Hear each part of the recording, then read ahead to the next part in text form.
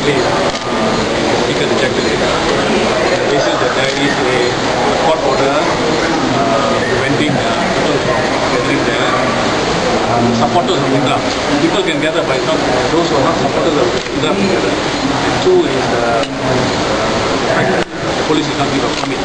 I've listed down a few matters there. In particular, that Malaysian Indian community have been treated as third-class citizens in their own country, and this matter has not been addressed, and that's why this has gone to this level. And a lot of people who come around the country were gathered in KL on that day. In fact, my personal estimate is at least something like 40,000 to 50,000 people.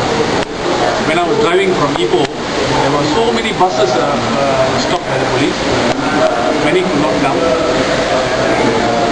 But more important is those people who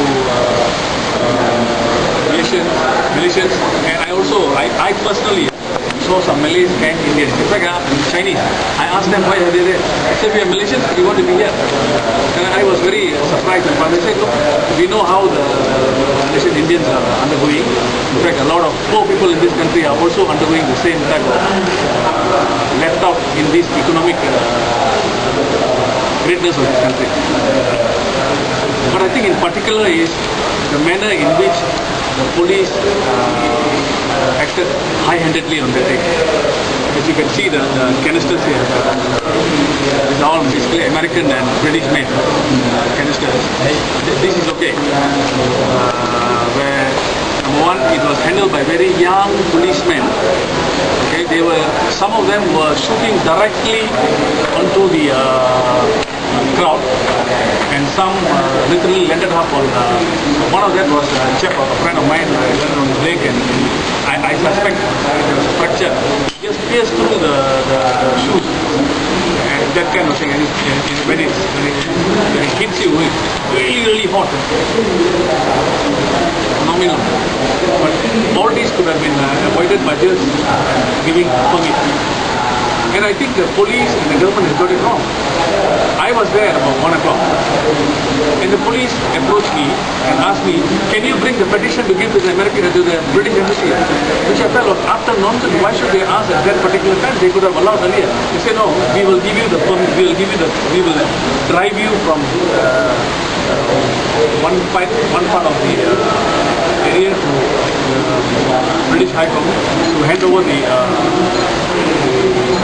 memorandum. And I was very surprised.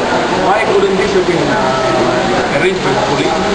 If they felt it was so important, we would have solved everybody's problem. Why didn't they just give them a permit? In similar circumstances before, Khairi Jamruddin, UMNO Deputy Youth President, has been at many demonstrations in the city. Why he was given the permission to do it and why others are not? What is so wrong with people gathering to air their views? These are things I think the government should look into it. I urge the government to set up a special commission inquiry in terms of two matters to look into. One, on the incident that happened last Sunday, and to look into the marginalization of the Indian community in this country and other minorities. If they fail to do this, it will only further frustrate